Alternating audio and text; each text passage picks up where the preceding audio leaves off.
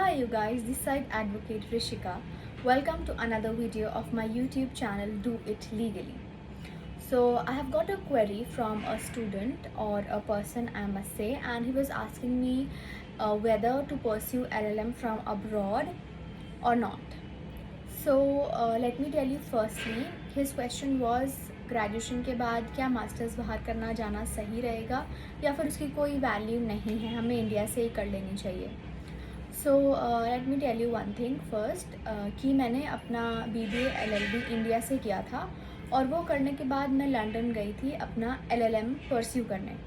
So I have done my LLM in international business and commercial law from the University of West London.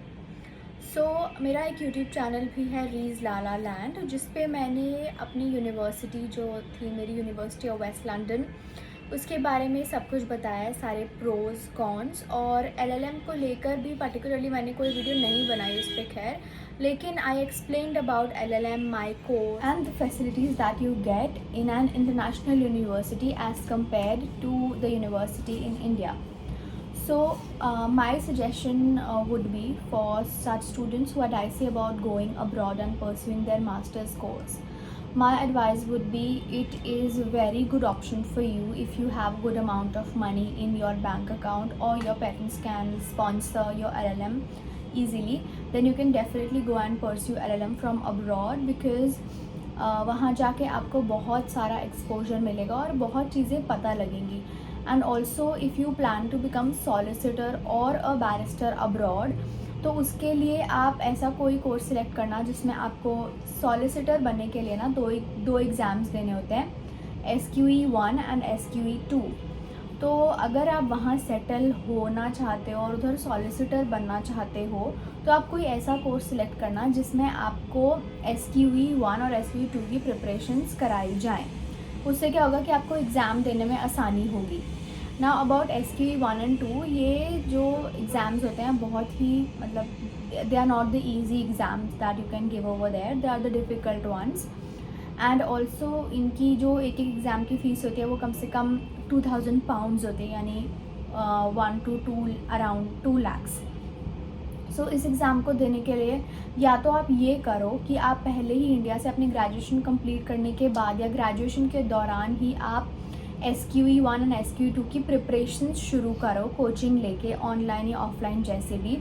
India से वो exam आप बैठ के दे सकते हो, इंडिया से ही वो आप एग्ज़ाम दो, उनको क्लियर करो और क्लियर करने के बाद आप फिर LLM के लिए अप्लाई करो और फिर आप बाहर जाओ पढ़ने. क्योंकि उससे बेनिफिट ये होगा कि वहाँ जब आप एज अ स्टूडेंट जाएंगे LLM करने तो आप ऑब्वियसली इंटर्नशिप्स अप्लाई तो करेंगे और आपको वर्क करना पड़ेगा. एवरी वीक हर एक स्टूडेंट को 20 आवर्स वर्क परमिट मिलता है वहाँ पे. तो इस 20 आवर वर्क परमिट में आपके लिए अच्छा ये रहेगा कि अगर आपने सॉलिसिटर की एटलीस्ट एक भी एग्ज़ाम क्लियर करी है ना दोनों में से, तो आपको उधर की जो लॉ फर्म्स हैं, जो लॉ ऑफिसेज हैं, वो आपको प्रेफरेंस देंगे और आपकी लीगल जॉब लग जाएगी वहाँ पे काम करते हुए.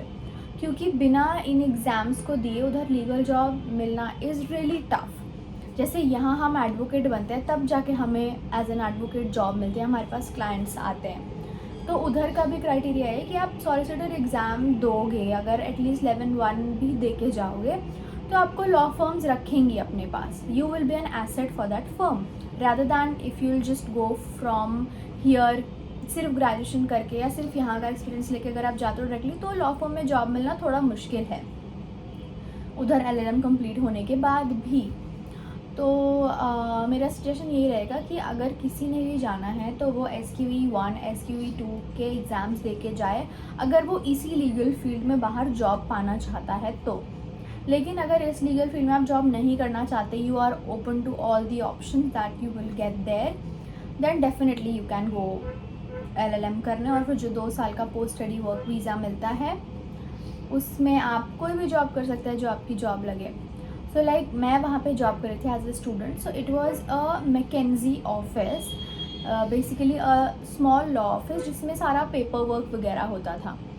तो मेरी जॉब लग गई थी वहाँ पे क्योंकि मेरे को थोड़ा एक्सपोजर था इंडिया में ज़्यादा और मैंने कुछ NGO के साथ काम किया था, डिबेट कंपटीशन ऑल. तो मेरे CV में वो सारी एक्स्ट्रा करिकुलर चीज़ें थी, मे बी दैट्स वाई. नहीं तो जो मेरे साथ स्टूडेंट्स थे और जो मेरे से सीनियर थे जो पहले गए हुए थे, उनकी नहीं लगी थी जॉब लीगल फील्ड में। तो मुझे समझ आया कि इट्स रियली टफ। तो फ़ायदा इसी में रहेगा कि हम ये एग्ज़ाम्स दे के जाएँ या कोई ऐसा ही कोर्स सेलेक्ट करें जो हमें इन एग्ज़ाम्स की प्रिपरेशन कराएगा, ताकि आप बाहर जाके साथ साथ पढ़ के जॉब करके वो एग्ज़ाम्स क्लियर करो और फिर आपकी अच्छी जॉब भी लगे लीगल फील्ड में। So this is my suggestion, and also I have made complete detailed video on the university I was studying in over there, which was University of West London, and उसके क्या क्या बाहर की university और India की university में क्या फ़र्क है, मैंने उस पर भी वीडियो बनाई है। SQE 1 SQE 2 के बारे में भी मैंने वीडियो बनाई है अपने YouTube चैनल रीज लाला लैंड पे। So my YouTube channel Rees Lala Land is completely dedicated to my life in London, and this channel Do It Legally is completely dedicated to the legal videos and India.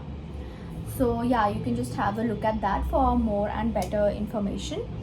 So I think this was it for this video.